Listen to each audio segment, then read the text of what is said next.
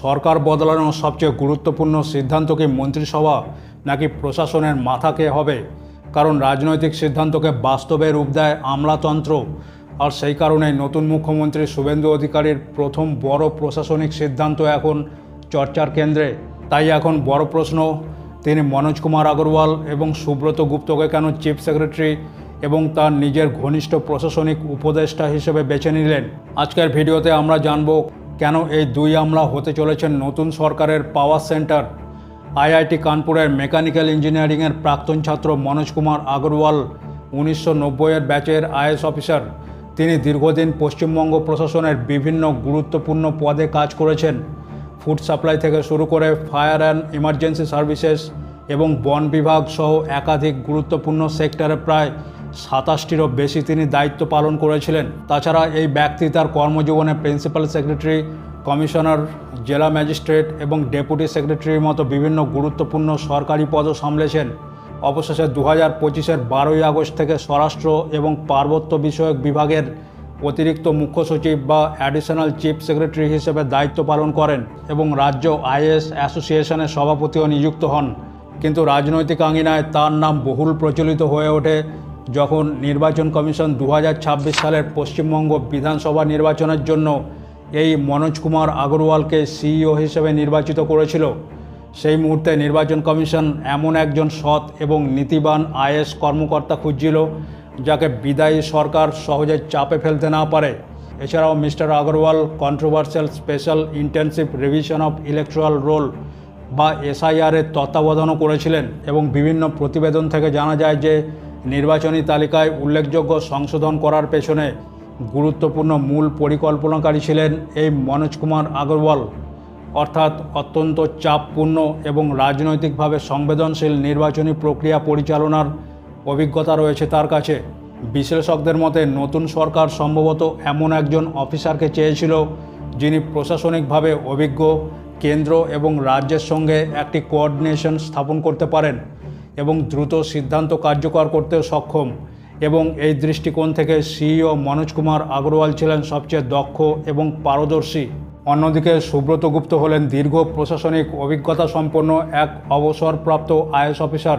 তিনি অতীতে শিল্প, খাদ্য প্রক্রিয়াকরণ, উত্তরবঙ্গ উন্নয়ন সহ একাধিক গুরুত্বপূর্ণ দপ্তরে অতিরিক্ত সচিব হিসেবে কাজ করেছেন। এমন মেধাবী আইএএস অফিসার বাঙালিরা হয়তো খুবই কমই দেখেছে।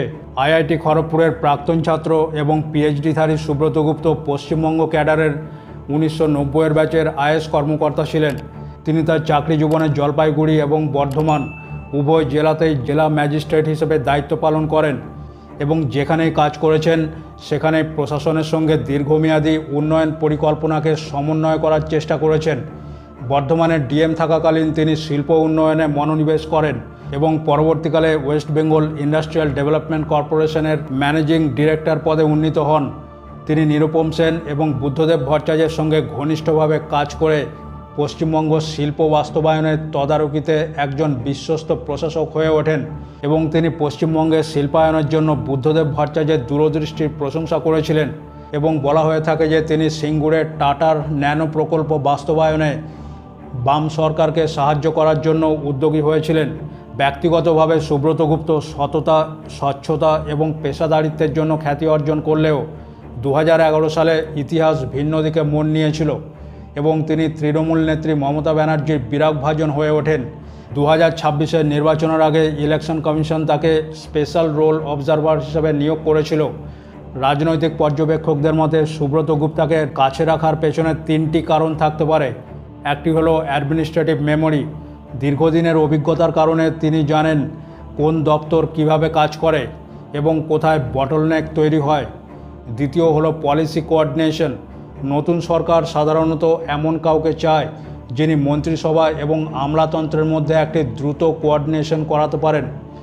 এবং তৃতীয়ত দিল্লি নবান্নের মধ্যে একটি কোঅর্ডিনেশন, কারণ বাংলায় ডাবল ইঞ্জিন সরকার প্রতিষ্ঠা হওয়ার পর থেকে কেন্দ্র এবং রাজ্যের সম্পর্ক এখন খুবই গুরুত্বপূর্ণ, বিশেষত ইনফ্রাস্ট্রাকচার, সিকিউরিটি এবং ইনভেস্টমেন্ট পলিসির ক্ষেত্রে।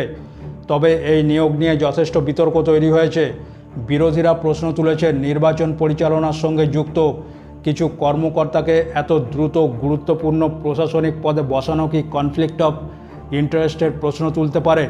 বিশেষ করে মনোজ কুমার আগরওয়ালের নিয়োগ নিয়ে বিরোধীরা সরব হয়েছে। অন্যদিকে রাজ্য সরকারের সমর্থকদের যুক্তি, আইএএস অফিসারদের কাজই হলো যে সরকার ক্ষমতায় আসবে তার প্রশাসন অন্যদিকে সরকারি সমর্থকদের যুক্তি হলো যে আইএএস অফিসারদের কাজই হলো যেই সরকার ক্ষমতায় আসবে তার প্রশাসনিক নীতি বাস্তবায়ন করা এবং অভিজ্ঞতার ভিত্তিতেই এই নিয়োগ হয়েছে বলে মনে করা হচ্ছে।